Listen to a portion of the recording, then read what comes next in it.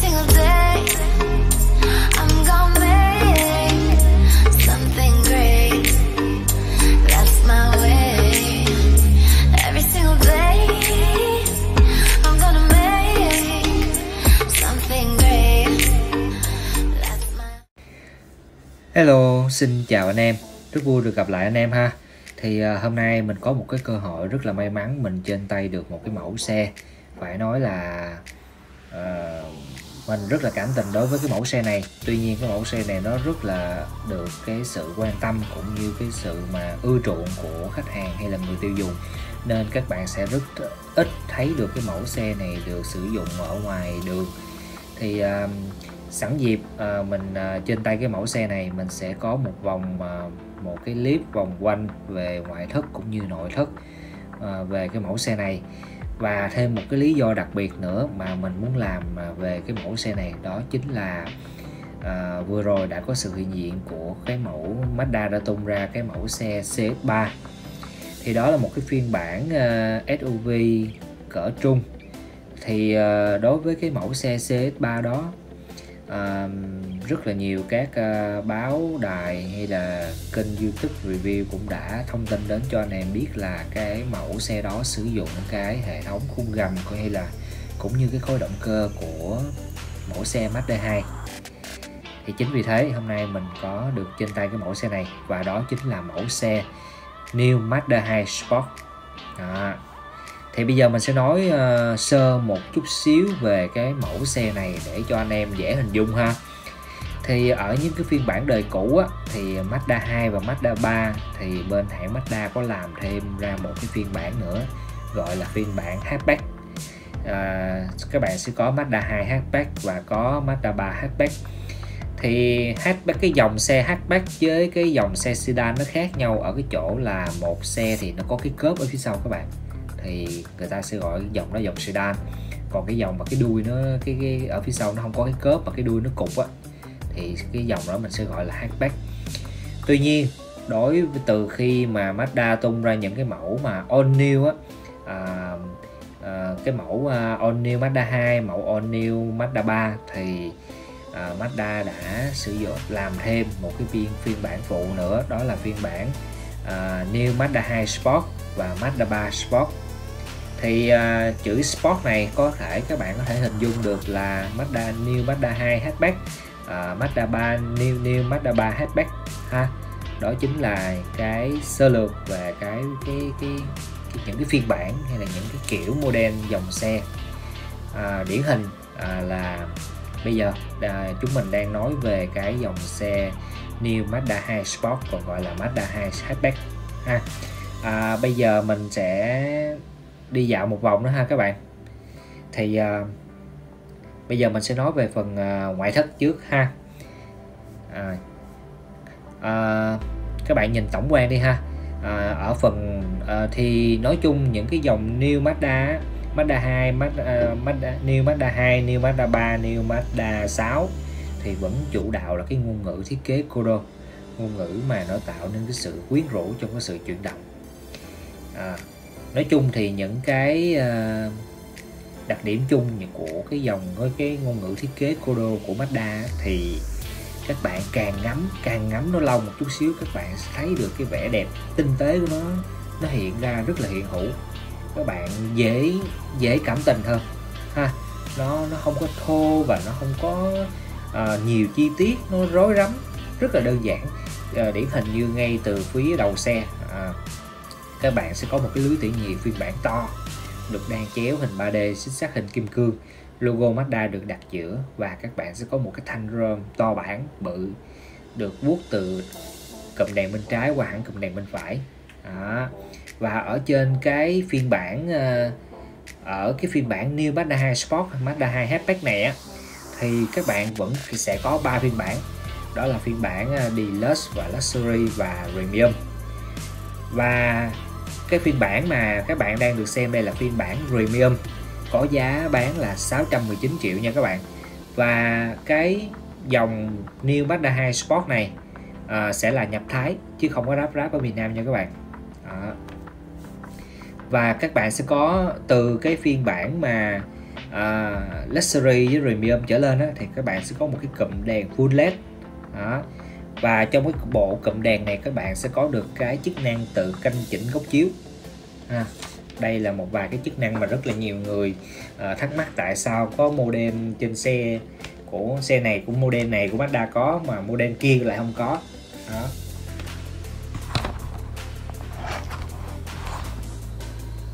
Thì phần đầu xe nó cũng thiết kế khá là đơn giản thôi các bạn. Nó không có chia phân tầng, ví dụ như tầng hộc gió trên, hộc gió dưới làm gì hết á, rất là đơn giản. Và chuyển qua phần hông xe thì các bạn sẽ có được trang bị một cái bộ vành, bộ mâm 16 inch thiết kế theo kiểu 8 chấu kép, nhìn rất là cứng cáp. Và bên hông xe thì nó cũng ít đi, nó không có nhiều cái đường, nó không sử dụng bất kỳ một ốp nhựa này nha các bạn. Xung quanh xe, toàn viền xe là sự đồng màu của thân xe, rồi cho tới phần đầu xe, phần hông xe, phần đuôi xe, không sử dụng những cái ốp nhựa nha các bạn đó. Và những cái đường vân nổi rất là đẹp. Những cái đường vân này nó không có sắc cạnh, nó cũng lúc thì các bạn sẽ nhìn thấy hiện rõ ra, và lúc mà các bạn sẽ nhìn thấy nó chìm hẳn đi.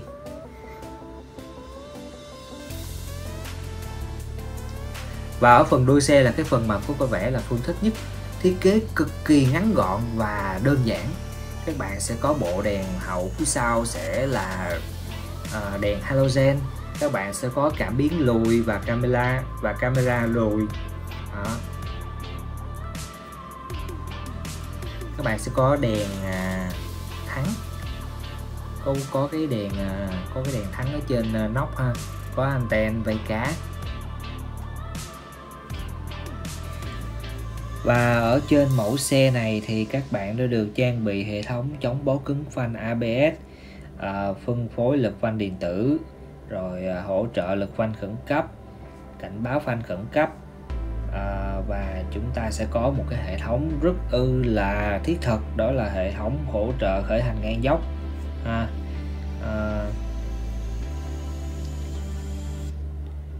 Và đó là những cái mà chức năng an toàn của xe, cũng như là các bạn sẽ được trang bị 6 túi khí phải nói là với cái mức giá tầm tiền này và ở cái phân khúc này thì hầu như là toàn bộ công nghệ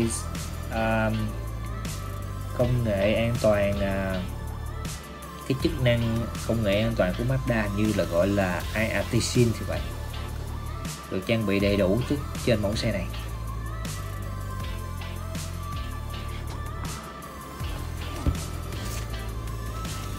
Đó, các bạn nhìn lại phần hông xe ha, rất là đẹp. Và bây giờ là phần cốp. Cái khoang mà để hành lý á, ở trên cái mẫu xe này thì nó khá là khiêm tốn nha các bạn. Thể tích khoang hành lý của nó chỉ có 280 lít thôi, và thêm cái hàng ghế sau của nó không gặp lại được, nên có thể nói là đối với dung tích của cái thể tích của khoang hành lý như vậy là khá nhỏ đó, rất là hạn chế. Thì đối với cái mẫu xe này á, thì Phương chỉ thấy là nó phù hợp với cá nhân hoặc là gia đình ít người thôi. Thì trong hai cái tiêu chí đó thì nó phục vụ là khá tốt. Còn nếu mà để cái mẫu xe này mà phục vụ về cái mảng dịch vụ á, thì có vẻ như nó có thể nó không hợp lý cho mấy. Rồi bây giờ mình tí nhờ Phong vào trong phần nội thất của xe ha các bạn. Phần nội thất của xe thì các bạn nhìn sơ qua một vòng ha. Thì ở trong nội thất của cái mẫu xe này á, các bạn sẽ có hai tông màu chính, một là tông màu nâu, hai là tông màu xanh. Hiện tại các bạn đang xem thấy đây là nội thất tông màu xanh, ghế được bọc da, và ở hai phần ốp cửa trước thì các bạn sẽ có được trang bị thêm cái hình thức là sẽ có một phần da lộn ốp ở hai bên hông cửa, rất là đẹp. Phải nói là cái phần mà nội thất của Mazda thì luôn luôn không làm chúng ta thất vọng đâu anh em. Có thể nói trong cùng phân khúc hay là nói riêng hay là của cái hãng Mazda nói chung á, thì cái Mazda đó hoàn thiện tất cả các chi tiết ở trong nội thất rất là tốt. Từ cái nhựa giả da cho tới đường chỉ, hay là chất liệu, hay là những cái phím bấm, những cái hình, những cái cảm giác mà khi chúng ta va chạm vào nút, cái độ mà phản hồi lại cho ta, cho cái người cầm lái rất là tốt nha các bạn. Các bạn trang bị một cái màn hình giải trí 7 inch ha. Và ở trên cái mẫu xe này các bạn không có phanh tay điện tử nha, vẫn là phanh tay bằng cơ. Và cái hai ghế trước, ghế tài và ghế phụ đều chỉnh bằng cơ, không có chỉnh điện nha các bạn. Đó. Và trên tay mình hiện đang là chìa khóa của mẫu xe này, gồm 2 nút lock và unlock ha.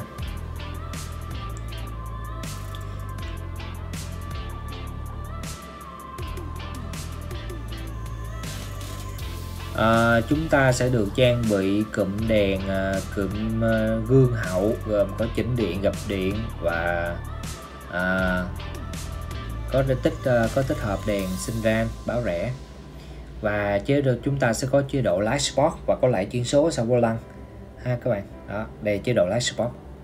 Cái vô lăng được bọc da, được cầm rất là thoải mái, cảm giác rất là đã phê. Cụm đồng hồ trung tâm thì chúng ta vẫn có vòng tua máy, vẫn có ô đô, tốc độ và báo hiệu số khi chúng ta vào số. Đó. Và các bạn có để ý một cái điều là những cái khung, những cái hộc làm gió lạnh của máy lạnh á, thì được thiết kế hình tròn. Và ở cái viền này, ở cái viền của những cái hộc gió đó thì nó được mạ rơm nhìn rất là sang đẹp.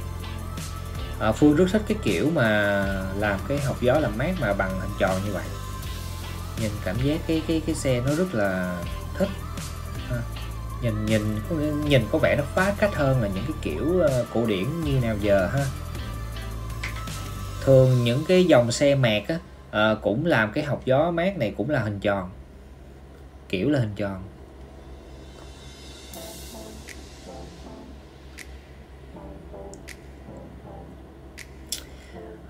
Phải nói đây là một cái phần mà khi mà anh em quyết định lựa chọn cái mẫu xe này á, thì anh em phải cân nhắc là trong cái không gian ở trong cái không gian nội thất ở bên trong ha. Phương thấy là hầu như là nó khá là khiêm tốn với các bạn. Ví dụ như xe này phục vụ cá nhân hay là gia đình nhỏ thì ok. Đó.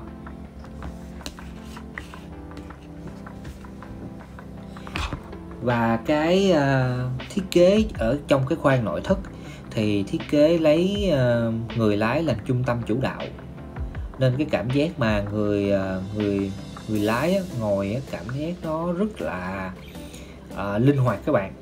Đó. Có nghĩa là mọi thứ điều khiển người lái có vẻ cảm giác được tốt hết. Và ở trên cái phiên bản này thì bên phía Mazda cũng nêu ra là cái chống ồn của họ nó được cải tiến lên rất nhiều so với những phiên bản đời đầu.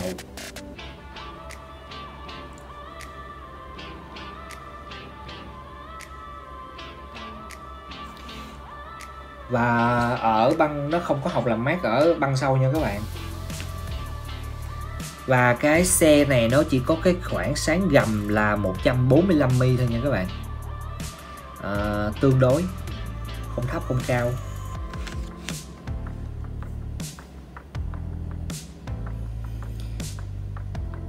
Đó là tổng quan sơ về phần nội thất của mẫu xe New Mazda 2 Sport phiên bản Premium.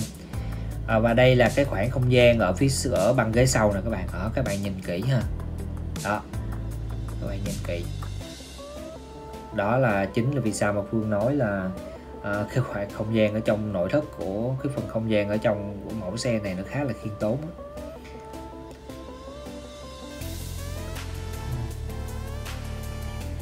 Chúng ta sẽ có lẫy mở nắp capo và mở xăng ở phía dưới vô lăng ha các bạn.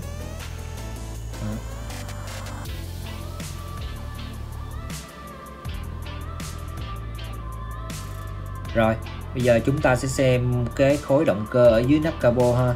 Ở trên mẫu xe này thì các bạn sẽ được trang bị cái khối động cơ là Sky Active G 1.5 lít cho công suất cực đại là 110 mã lực, và chúng ta sẽ có bộ hộp số tự động 6 cấp. Đó.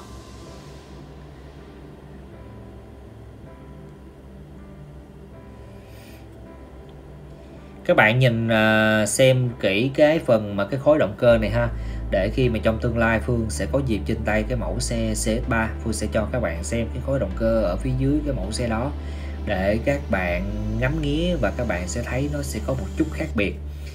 Và ở trong tương lai á, theo như Phương nghĩ thì phía bên Mazda sẽ ngừng cái mẫu xe Mazda 2 với Mazda sẽ ngừng cái mẫu xe Mazda 2 Sport, New Mazda 2 Sport này, cũng như mẫu Mazda 3 Sport nha các bạn, để nhường sân cho hai model mới, đó là CS3 và CS30. Đó là những cái thông tin mà Phương cập nhật ở ngoài hành lang. Nhưng mà Phương nghĩ là nó cũng thiệt á, tại vì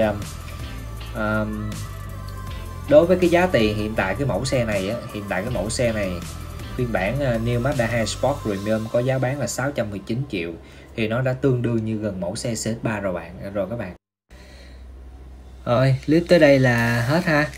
Xin chào và hẹn gặp lại anh em ở những clip kỳ tới. Còn bây giờ, xin chào.